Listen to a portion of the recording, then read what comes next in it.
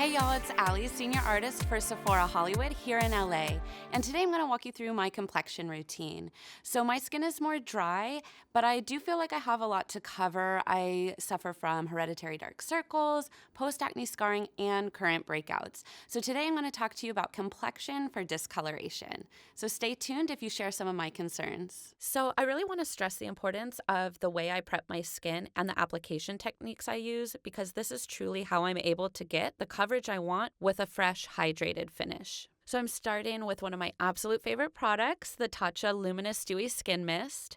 I really love starting my skin prep routine with some sort of hydrating mist. I feel like it wakes my skin up and it actually helps my other products absorb a bit better. Next up is a new product from Fresh. This is the Black Tea Kombucha Facial Treatment Essence. This particular essence is great for all skin types and rich with antioxidants thanks to the black tea and kombucha. Essences are a newer part of my skincare routine. I've really noticed enhanced results from all the other products I used, and as someone who's dry, dehydrated, and tries to address texture, they've really helped to make my skin more soft, supple, and hydrated. So next up is the Lancôme Advanced GENIFIQUE Youth Activating Serum.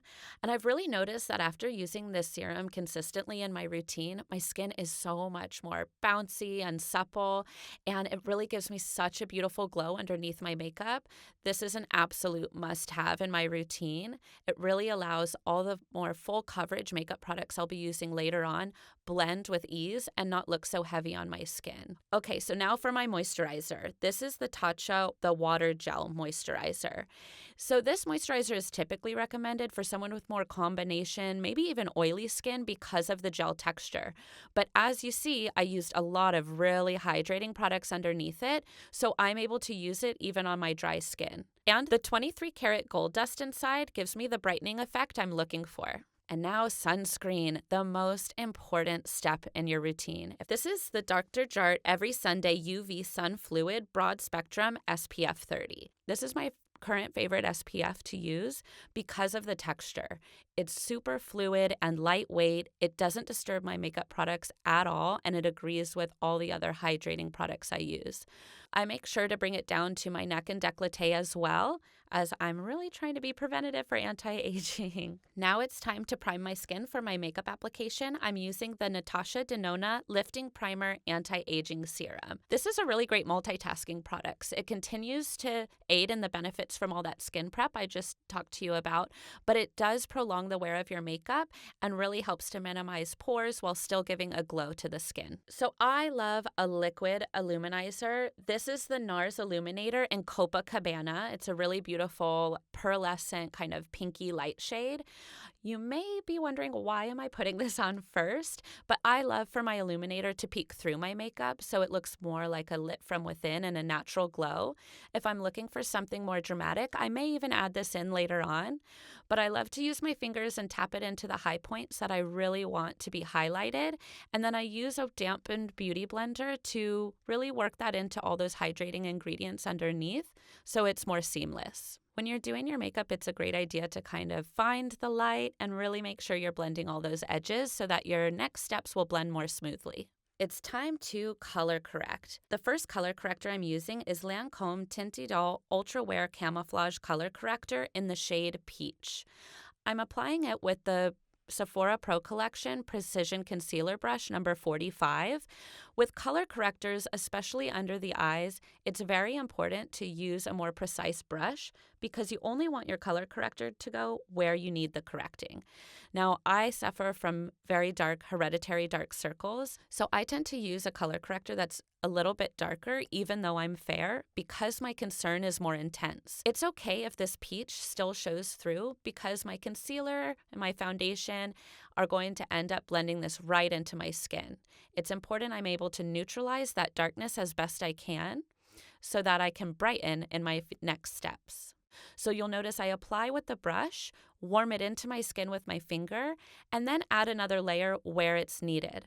For extra protection, I go in with my beauty blender and really work it in so there's no texture. It's also important to tell you guys that I did prep my under eyes when I did my eye makeup. So a good eye cream is going to be key. Okay, this is Laura Mercier's Secret Camouflage in shade number 3. I have to tell you guys, this is like my stranded on an island product. I honestly don't know what I would do without it. How I'm applying it is I'm using the Sephora Pro Collection Airbrush Concealer Brush number 57 because it's more dense. So this color correcting concealer from Laura Mercier is very pigmented, you guys, and it's also a drier, tackier formula. So being that I'm dry, it's super important that I'm hydrated underneath so it doesn't look heavy or create more texture. Because it's so pigmented, I like to actually do what correcting I can before I go in with a foundation so my overall products feel lighter weight on the skin. This corrector has two shades in it, one that's more yellow and one that's more peachy. So I use the yellow to correct the areas where I'm more red, like around my nose and in my cheeks, or if I have any current blemishes.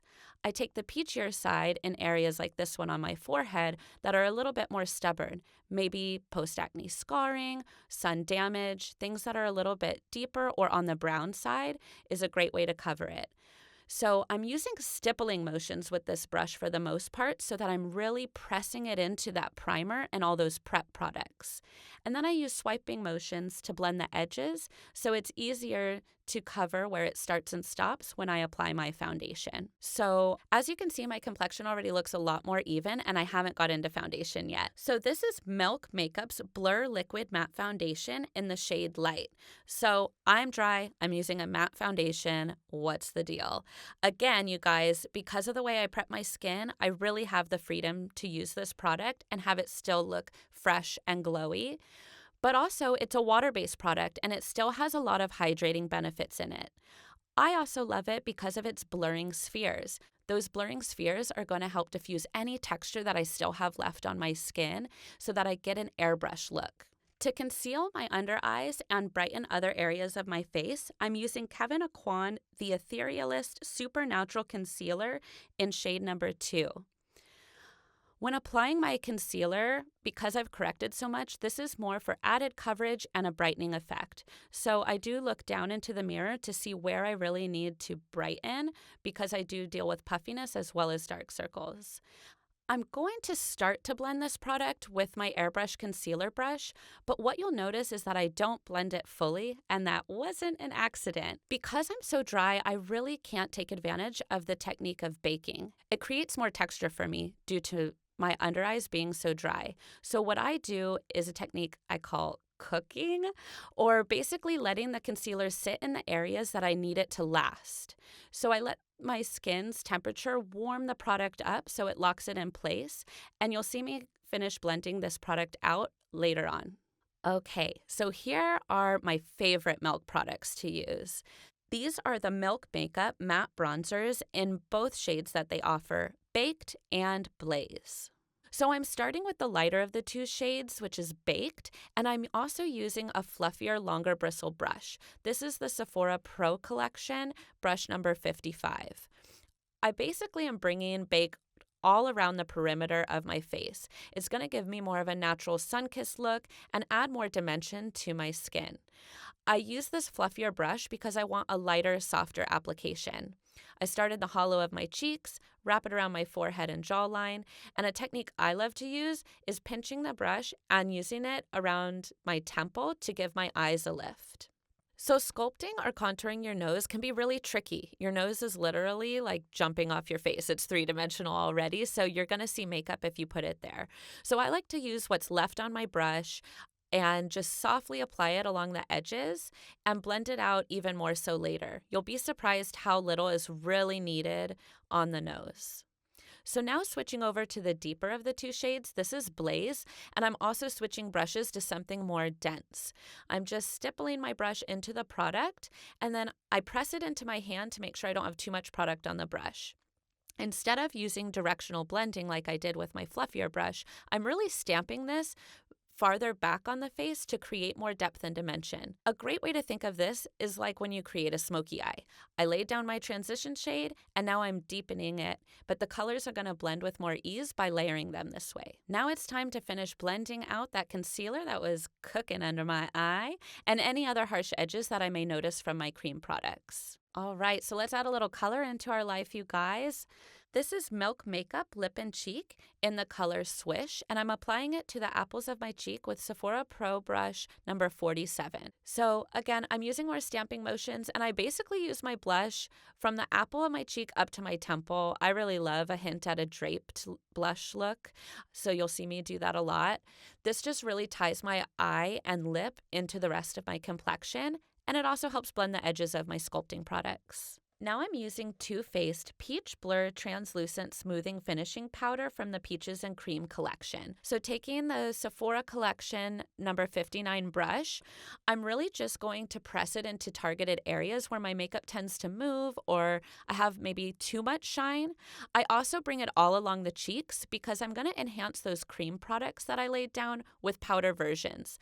So by laying a finishing powder down, I'm going to get a much smoother, softer blend, and my powder products won't catch on any of my creams. So next up is the Lilah B Bronzed Beauty Bronzer Duo in B Sunkissed, and I'm using this with my Sephora Pro Brush number 59 as well, and I love this formula. This is actually very hydrating, and it's another more natural brand that has great ingredients for the skin. I kind of follow the same application techniques as I did with that first light colored bronzer I used because I just want it to be really soft and a natural sun-kissed look. I do take the time to layer my cream products with powders, mostly because I'm going to be more likely to take time in the morning, but I'm not really going to touch up during the day. I gotta be honest, I'm kind of lazy. So I need my products to last, and this is a really great tip if your makeup isn't wearing as long as you want it to. Use a cream base and set it with a powder version of that product, and your makeup will last much longer, but it will still look natural and feel lightweight. Okay, you know I love to glow. This is Laura Mercier Face Illuminator Powder in the color Devotion. So I'm using it with the Sephora Pro Collection brush number 73. Because I want my highlight to be seen from outer space, I want to use a flat, dense brush and really press this product into the height of my cheekbone, hitting all those same places that I applied the Copacabana. This is Tom Ford Sheer Cheek Duo in Lavender Lust, and I'm using it with the Sephora Featherweight brush number 93. So for me, blush is like the first thing to just disappear off of my face, probably because my skin is dry, so it just drinks up anything that's on my skin.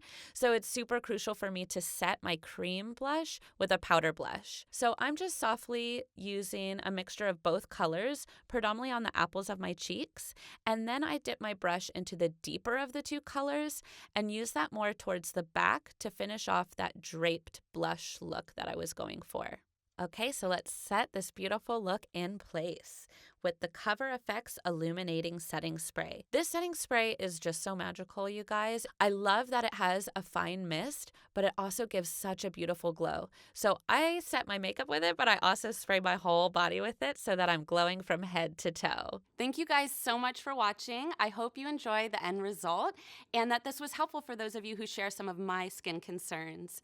Be sure to subscribe to Sephora's YouTube channel for more videos, and if you want to keep up with me and my artistry, follow me at adt.artistry. Thanks, y'all.